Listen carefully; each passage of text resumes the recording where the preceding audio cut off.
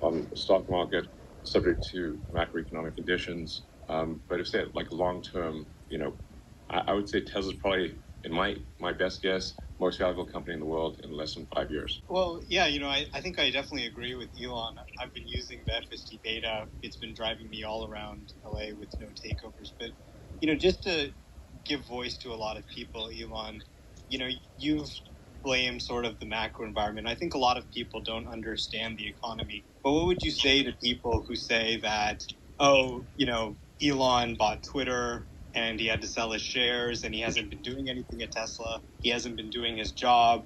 He's turning people off with his political tweets. They're all canceling their Tesla orders, and this is all his fault, and he won't acknowledge it. He's just blaming it on macro.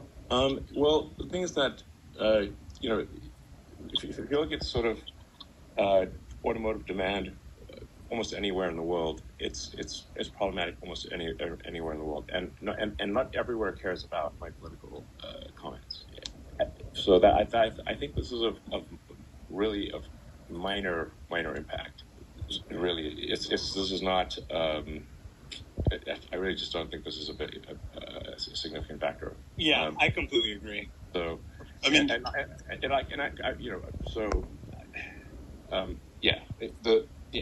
don't think it's a significant factor. But the thing I just, the thing that I think most people are just not realizing is just how I sound like a broken record on this, but how big of an impact a Fed rate level is of this on the order of 5% is if we are in a deflationary environment, which I think we are in. In autos, we are in a deflationary environment. Objectively, we are. And, Thanks for joining us once again. This is Greg for Teslafaninsight. Just a reminder to like and subscribe if you enjoy the show.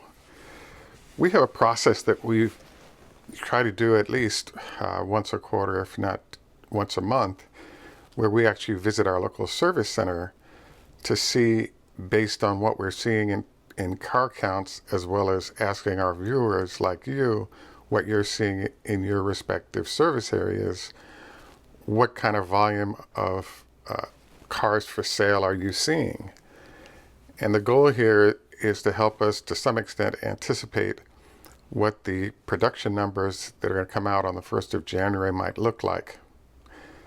So, as you just heard, Elon pointed out that in general, macroeconomic issues are impacting what car sales are looking like. And I would agree that kind of makes sense. One of the biggest issues out there is the whole chip shortage, and the fact that Tesla's being able to dodge that by switching out the chips that they're using in their cars in a way that other manufacturers have not been able to, as a way to keep sales going.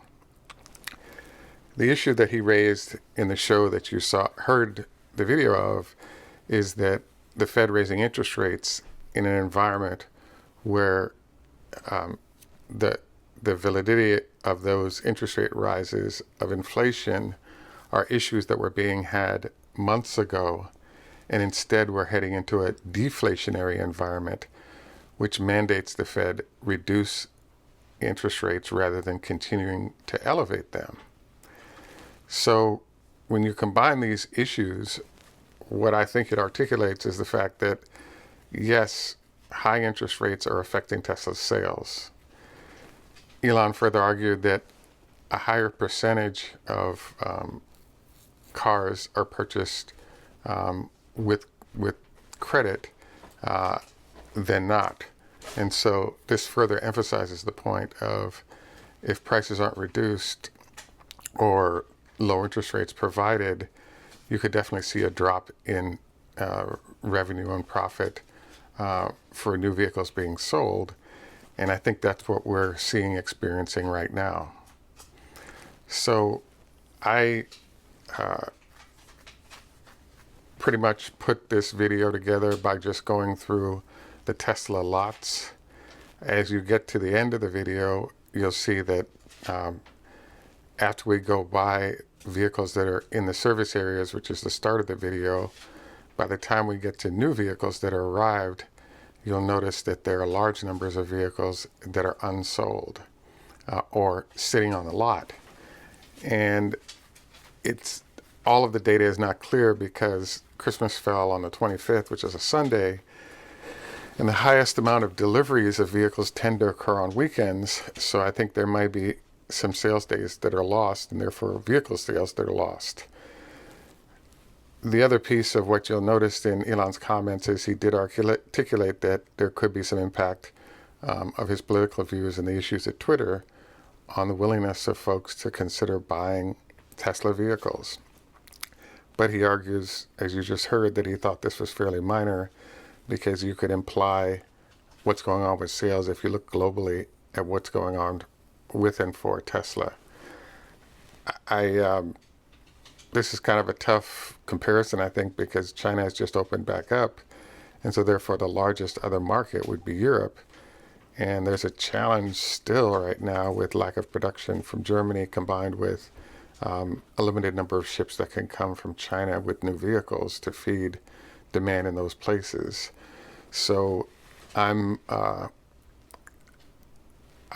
think there are a lot of variables that are coming into play right now, but the biggest challenge is that the measure of a stock price is both the actual sales revenue times the growth rate. And in this environment, Tesla's growth rate has slowed for a number of issues. There's China locking down.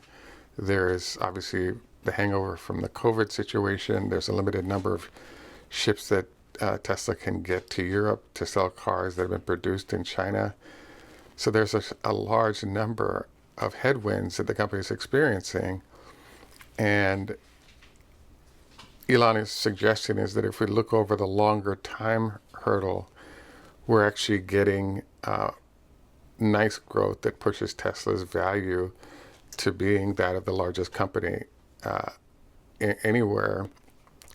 But the challenge is that in the short term, we have these headwinds that are impacting sales, profit, revenue, and the time horizon for when this clears up, it's hard to articulate because of the financing cost issues that we just talked about.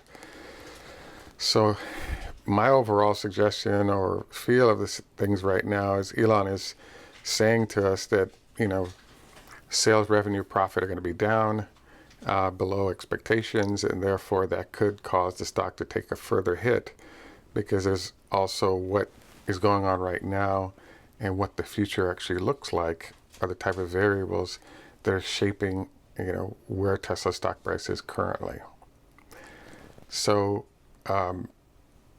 my suggestion or thought on all of this is that it's probably a great time to consider, lightening ownership position or, take a strong step into hedging your portfolio because there could be a short-term 3 to 6 month, 8 month further downdraft as the Fed raises rates.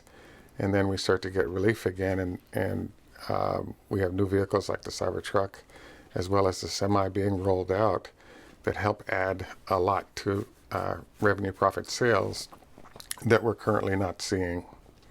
So I would say, be cautious. I think Tesla will pull out of this, but I definitely think it's going to be challenging in the short term. Moving on to our health tips for today, wanted to remind you that our 25 leg lifts a day is definitely a good idea for strengthening quad muscles and reducing knee problems.